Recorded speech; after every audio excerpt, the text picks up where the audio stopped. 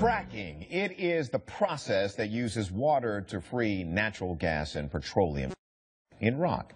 It is legal in California, but as Al Jazeera's Jennifer London explains in the special report, it raises questions in a variety of communities. They're destroying our land, our water. They're using up our water. And homeowner Geneva Morgan is fed up. It makes us feel like punks. We feel like punks. The reason?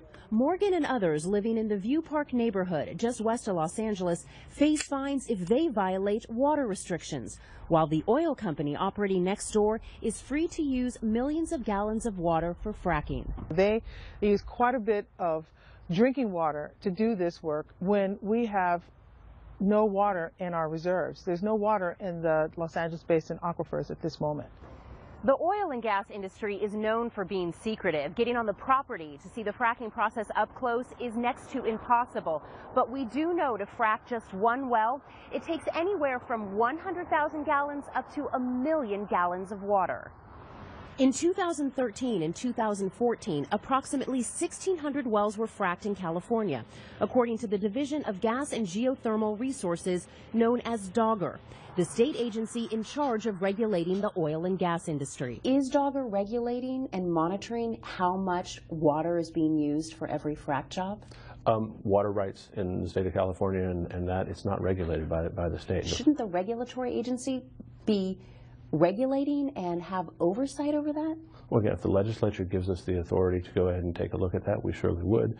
You can't act without the legislature? We can't tell somebody that they can't purchase water without some form of statutory construct. I think it's absolutely inexplicable and inexcusable that the state allows this practice to continue. Holland Kretzman is with the Center for Biological Diversity, a nonprofit working to ban fracking in California. Water is such a scarce commodity right now that many communities are struggling to find ways to keep their faucets going, keep their farms irrigated, and in these times we can't really afford to be wasting water on such a dangerous practice like fracking. And you think it's okay that they're using so much water in a time of drought when everyone else is being asked to conserve? From my point of view as a regulator, we don't have the authority to tell them how much water they can use. Then you're not regulating. That's not true.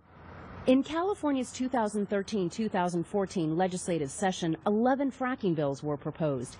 8 called for a moratorium or ban on the practice. 1 was passed, SB 4.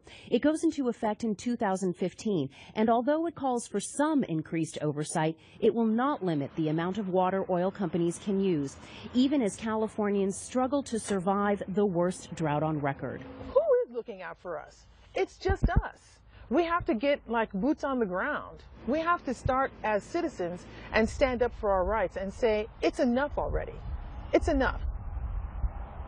From up here, I not only see my own orchard, I see the mountains on 3 sides. And just beyond the almond farm that's been in Tom Franz's family for 4 generations, there's something else. Today, there is fracking going on about 4 miles this way, about 3 miles to the east over here, about 7 miles to the north, and about 6 miles to the west. So you're basically surrounded by oil fields where fracking is happening. We're surrounded, and this is new. We've been invaded here. Kern County is ag and oil country in California. More than 80% of the state's oil and gas is produced here. About 600 new wells are fracked each year, using millions of gallons of water.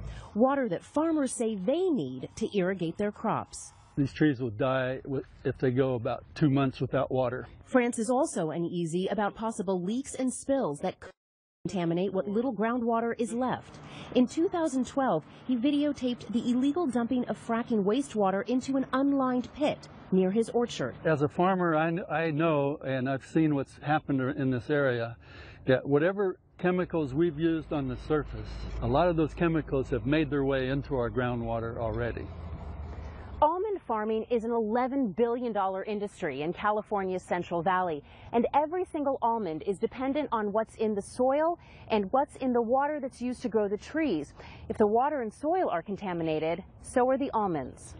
This summer, the state shut down 9 disposal wells in Kern County for illegally dumping almost 3 billion gallons of industry wastewater.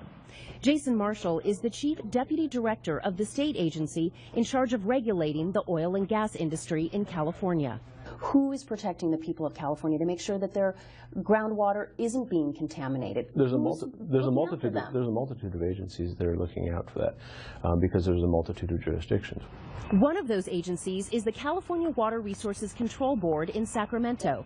John Borkovich heads groundwater monitoring and assessment. John, is big oil poisoning millions of gallons of water each day?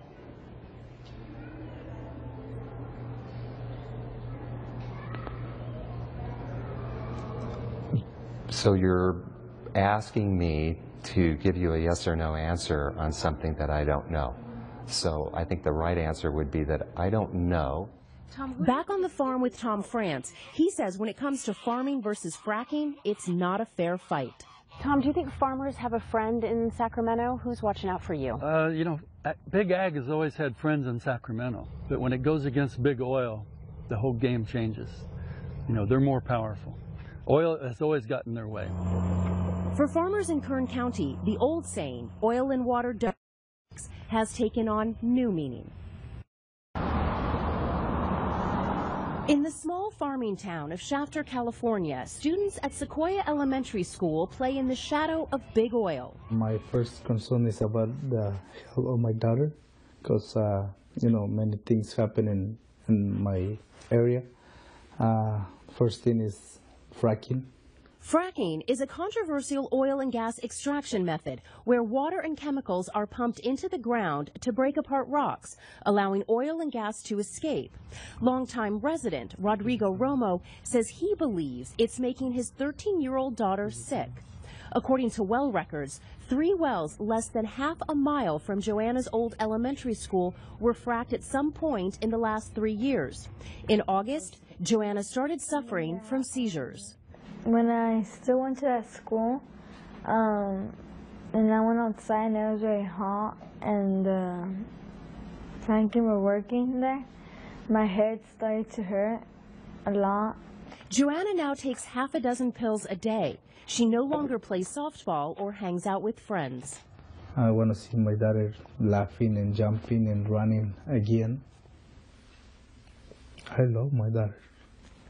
I'm very mad because the government don't hear any poor people. A new report released by Frack Tracker Alliance finds more than 350,000 children in the state attend school within 1 mile of oil or gas wells.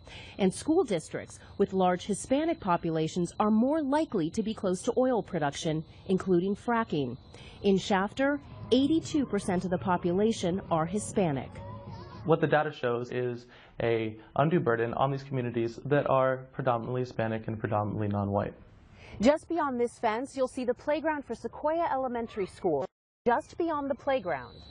Less than half a mile away, 3 oil wells that have been fracked. This one has a fence around it, so you can't get too close.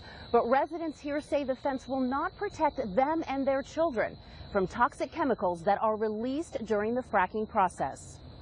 While other states have setback limits on how close an oil well can be to a school, California does not. The state's regulatory agency in charge of the oil and gas industry, known as DOGGR, says it doesn't have oversight over the location of wells. That's just a really easy way for the state to turn a blind eye and say, we don't have responsibility. That's absolutely not what's happening. What the state is doing, we are regulating the oil and gas operations themselves. However, where the oil and gas operations are placed, that's all determined locally. If DOGGR was inclined to issue setback rules or regulate more heavily, I don't know that I don't know that DOGGR has the authority to issue a setback rule. Not having setbacks in local communities, it is a huge problem. Why? Because you're allowing a polluter just to come into any community anywhere they want. Juan, what evidence is there that fracking makes people sick? The evidence that we have that fracking makes people sick is the same evidence that we have that fracking doesn't make anyone sick, because we don't really have that good science to back up anything. Although fracking has been linked to a number of toxic chemicals, doctors treating Joanna can't say for sure what's caused her seizures. What the Romos do know without question, The small town they call home isn't just for farming anymore. Jennifer London, Al Jazeera, Shafter, California.